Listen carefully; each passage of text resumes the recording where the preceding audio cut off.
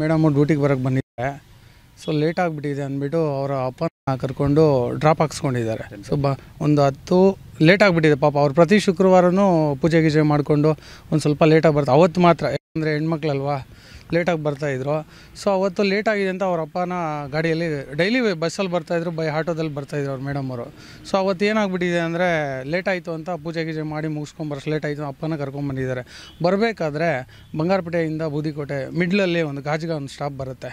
So ಅಲ್ಲಿ ಹಂಪಿದೆ, ಸ್ವಲ್ಪ ಟೆನ್ಷನಲ್ಲಿ ಗಾಡಿ ಓಡಿಸಿದ್ದಾರೆ. ಮೇಡಮ್ ಕೂತ್ಕೊಳ್ಳೋವಾಗ ಅಂದರೆ ಮೂವ್ ಆಗಬೇಕಾದ್ರೆ ಸ್ವಲ್ಪ ಜರ್ಕ್ ಹೊಡೆದು ಮೇಲೆ ಕೂತ್ಕೊಂಡು ಅಲ್ಲಿ ಬಿದ್ದಿಲ್ಲ ಮೇಡಮ್. ಇನ್ನು ಸ್ವಲ್ಪ ಮುಂದೆ ಹೋದಾಗ ಗಾಡಿ ಸ್ವಲ್ಪ ಸ್ಪೀಡಾಗಿದೆ. ಸಾರ್ ಗಮನಿಸಿಲ್ಲ, ಅವ್ರು ಹೆಲ್ಮೆಟ್ ಹಾಕಿದ್ರು, ಯಾರೋ ಅವ್ರ ತಂದೆಯವ್ರು ಹೆಲ್ಮೆಟ್ ಹಾಕಿದ್ದಾರೆ. ಪ್ರೆಷರಲ್ಲಿ ಓಡಿಸಿ ಅಂದರೆ ಟೆನ್ಷನಲ್ಲಿ ಸ್ವಲ್ಪ ಬೇಗ ಹೋಗಿದ್ದಾರೆ. ಮೇಡಮ್ ಹಿಂದಕ್ಕೆ ಬಿದ್ದೋಗ್ಬಿಟ್ಟಿದ್ದಾರೆ. ಯಾವ ಥರ ಆಯಿತು ಏನೋ ಯಾರಿಗೂ ಗೊತ್ತಾಗ್ತಾಯಿಲ್ಲ. ಸೊ ಬಿದ್ದಾಗ ಸ್ವಲ್ಪ ಪಲ್ಟಿ ಹೊಡೆದು ಸ್ವಲ್ಪ ತಲೆಗೆ ತುಂಬಾ ಪೆಟ್ಟು ಬಿದ್ದುಬಿಟ್ಟು ಅಲ್ಲೇ ಸ್ವಲ್ಪ ಮೇಡಮ್ಮು ಪ್ರಜ್ಞೆ ತಪ್ಪಿದ್ದೋಗ್ಬಿಟ್ಟಿದ್ದಾರೆ. ಅದಾಗಿದ ತಕ್ಷಣ ಏನಾಯಿತು ಅಂದರೆ ನಮ್ಗೆ ಪೊಲೀಸ್ ಕಡೆಯಿಂದ ಫೋನ್ ಬಂತು. ಅಂದರೆ ಬೂದಿಕೋಟೆಯಿಂದ ಕೆಲವು ಪೊಲೀಸು ಡ್ಯೂಟಿ ಮುಗಿಸ್ಕೊಂಡು ಬಂಗಾರಪೇಟೆಗೆ ಬರಬೇಕಾದ್ರೆ ಅವ್ರು ನೋಡಿದ್ದಾರೆ. ನಮ್ಗೆ ಫೋನ್ ಬಂತು, ಈ ಥರ ಡಾಕ್ಟ್ರು ಬಿದ್ದೋಗ್ಬಿಟ್ಟಿದ್ದಾರೆ ಅಂತೆ. ಸೊ ಇಮಿಡಿಯೇಟ್ ನಾವು ನಮ್ಮ ಸ್ಟಾಫ್ ಬರೋಷ್ಟೊಳಗಡೆ ಅವರೇ ಪೊಲೀಸು ಮತ್ತು ಅವ್ರ ತಂದೆ ಇಬ್ಬರು ಸೇರಿಕೊಂಡು ಆಟೋ ಕರ್ಕೊಂಡು ಬಂಗಾರಪೇಟೆ ಜನರಲ್ ಹಾಸ್ಪಿಟ್ಲಿಗೆ ಕರ್ಕೊಂಬಂದಿದ್ದಾರೆ. ಸೊ GH ಅಲ್ಲಿ ಡಾಕ್ಟರ್ ಉಮರ್ ಸರ್ ಅಂತ ನೋಡಿದ್ದಾರೆ ಮೇಡಮ್ನ. ನೋಡಿದ ತಕ್ಷಣ ರೆಫರ್ ಮಾಡಿದ್ದಾರೆ, RL ಜಾರಪ್ಪಗೆ ರೆಫರ್ ಕೊಟ್ಟಿದ್ದಾರೆ. ಸೊ ಅಲ್ಲೋದ್ವಿ. ಅಲ್ಲೋಗಿದ ತಕ್ಷಣ ICUಗೆ ಶಿಫ್ಟ್ ಮಾಡಿದ್ರು. ಸೊ ಅಲ್ಲಿ ಏನು ಬೇಕೋ ಟ್ರೀಟ್ಮೆಂಟ್ ಎಲ್ಲ ಕೊಟ್ಟರು.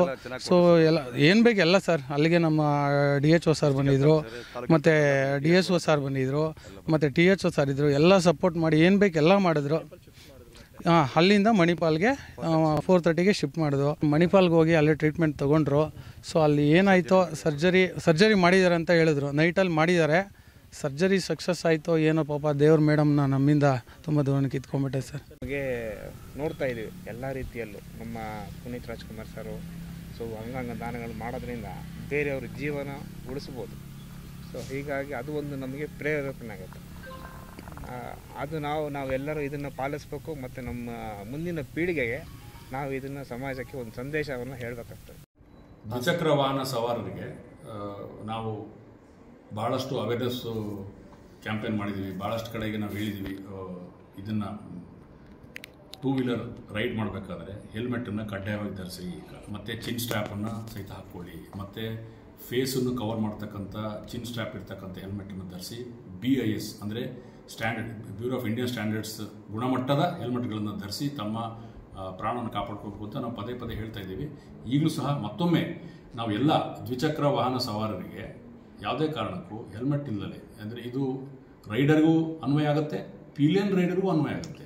ಪಿಲಿಯನ್ ರೈಡರ್ಗೂ ಸಹ ಕೆಲವೊಂದು ಟೈಮಲ್ಲಿ ಪ್ರಯಾಣ ಮಾಡ್ತಿರ್ಬೇಕಾದ್ರೆ ಅವರು ಬಿದ್ದರೂ ಸಹಿತ ಅವ್ರಿಗೂ ಸಹಿತ ಗಾಯಗಳಾಗಿ ಸಾವು ನೋವಾಗೋ ಸಂಭವ ಇರ್ತದೆ. ಆದ ಕಾರಣ ರೈಡರ್ ಮತ್ತು ಪಿಲಿಯನ್ ರೈಡರ್ ಅಂದರೆ ಸವಾರ ಮತ್ತು ಹಿಂಬದಿ ಸವಾರ ಇಬ್ಬರು ಹೆಲ್ಮೆಟನ್ನು ಕಡ್ಡಾಯವಾಗಿ ಧರಿಸಬೇಕು. ಧರಿಸಿ ಅವರ ಪ್ರಾಣನ ಅವರು ರಕ್ಷಣೆ ಮಾಡ್ಕೋಬೇಕು, ಕಾಪಾಡ್ಕೋಬೇಕು ಅಂತ ಈ ಮೂಲಕ ಕೇಳ್ತೀವಿ.